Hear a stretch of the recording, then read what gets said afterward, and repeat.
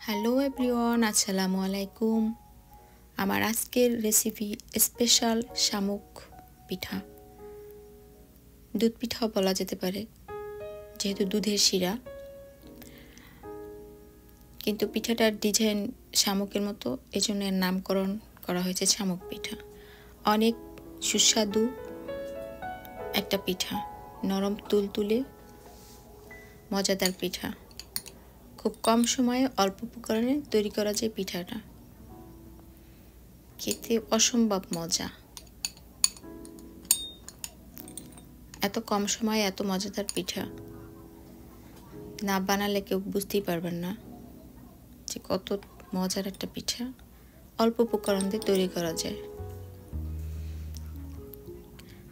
তাহলে চলুন দেখে আসি কি কি লাগছে পিঠা তৈরি করতে। এখানে আমি নিয়ে নিয়েছি পানি, লবণ, ময়দা। 1.5 কাপ ময়দা নিলাম।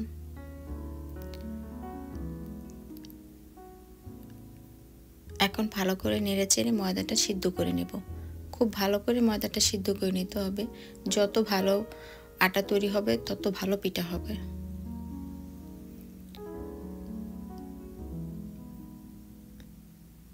এটা আমার আটা সিদ্ধ হয়ে গেছে।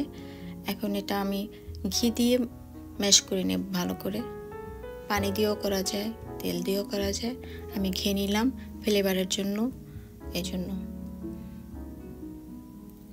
এবং পিঠাটা অনেক সফট হবে।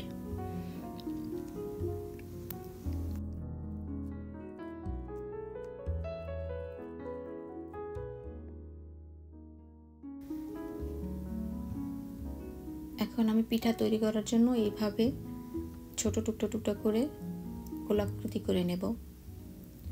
যেহেতু আমি শামুক পিঠা বানাবো, তাই আমি চেষ্টা করব পিঠাটা যেহেতু দেখতে শামুক আকৃতির হয়। এটা অনেকে চিউনি পিঠা বলে থাকে।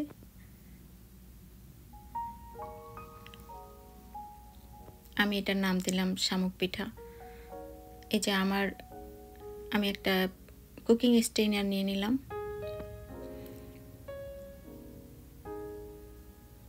পছন্দ মতো ডিজাইন করা যায় এখানে।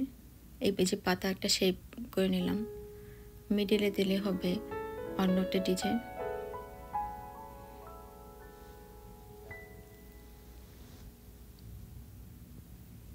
সবগুলোই দেখতে ভাল লাগে। যেহেতু আমি শামুক পিঠা বানাবো, তাই পিঠাটা শামুকের মতো যাতে হয় তার জন্য একটু ফোল্ড করে নেব পিঠা ডিজাইনটা। এই যে আমি এইভাবে মিডিলের একটা সাইড ইউজ করলাম। এখন হালকা করে ফোল্ড করে পিঠাটা উঠাবো ভাঁজ করে, তাহলে দেখতে কিছুটা শামুকের মতো হবে। এই যেভাবে ভাঁজ করে দিলাম একটু। অবশ্যই স্টেইনারের সাথে ঘি অথবা তেল ব্রাশ করে নিতে হবে, অথবা ডোয়ের সাথেও তেল ব্রাশ করে নেওয়া যায়, না হলে পিঠাটা ভালো উঠবে না, ভেঙে যাওয়ার সম্ভাবনা থাকবে। এই যে আমার পিঠাগুলো তৈরি হয়ে গেল। এখন আমি চলে যাচ্ছি পিঠাগুলো ভাজতে। যে আগে থেকেই তেলটা গরম করে নিয়েছি, ডুবো তেলে পিঠাটা ভাজতে হবে। আমার বোধহয় এখানে তেলের পরিমাণটা কম হয়েছে। যাই হোক, আমি পিঠাটা নেড়ে চেড়ে ভেজে নেব উল্টে পাল্টিয়ে, তাহলে দুই সাইডই সমানভাবে হবে। আর ডুবো তেলে হলে পিঠাটা একদম ডুবে যায়, তাহলে আরও ভালো হয়।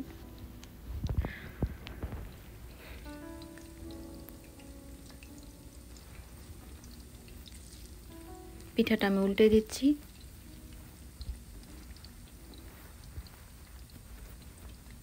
হালকা মিডিয়াম আঁচে পিঠাটা ভেজে নেব, যাতে ভিতরটা সুন্দর মতো হয়।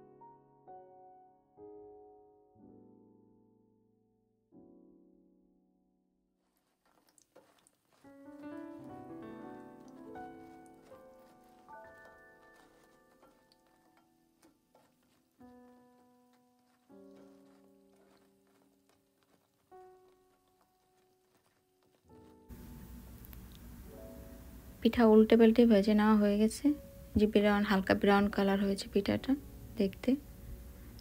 এখন আমি পিঠা নামিয়ে নেব। আমার সবগুলো পিঠা হয়ে গেছে।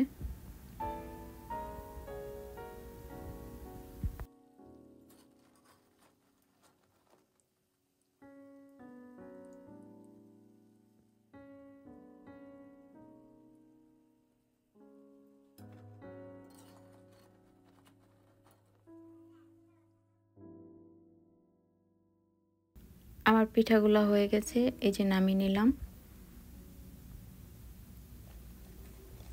অনেক ক্রিস্পি হয়েছে পিঠাগুলো।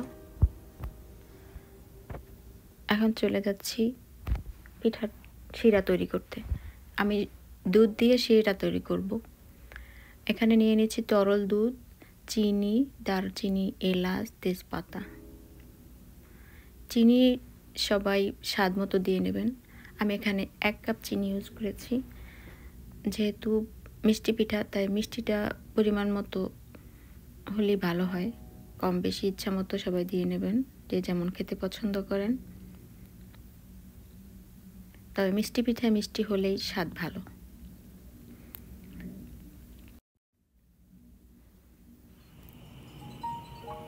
এই যে দুধে বলক চলে আসলো। আমি এখন চুলাটা বন্ধ করে রাখবো। এরপর দুধ ঠান্ডা হলে এর ভেতর পিঠা দিয়ে দেব। পিঠা এবং দুধ দুইটি হালকা করে ঠান্ডা করে নিতে হবে।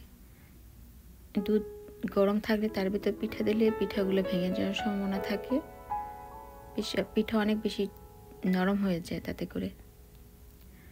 তো এই যে আমি দুধের ভিতর পিঠা দিয়ে নিলাম। এখন ভাসা ভাসা মনে হচ্ছে, বাট যখন পিঠাটা ভিজে যাবে তখন পিঠা ফুলে ফুলে উঠবে, সফট হবে।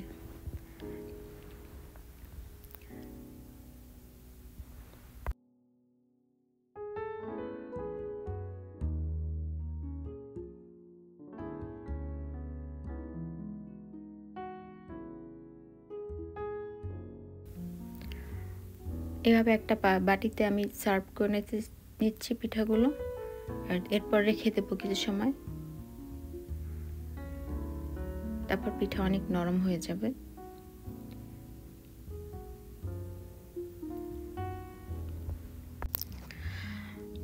এতক্ষণ সবাই ধৈর্য ধরে সাথে থাকার জন্য অনেক ধন্যবাদ। ভালো থাকবেন সবাই।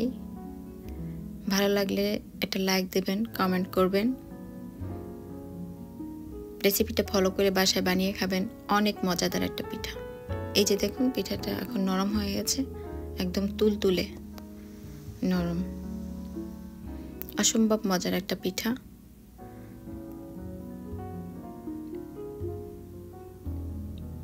সবাইকে অনেক ধন্যবাদ আবারও। ভালো থাকবেন। দেখা হচ্ছে নেক্সট কোনো রেসিপিতে। সাথেই থাকুন আমার সিম্পল রেসিপির সাথে।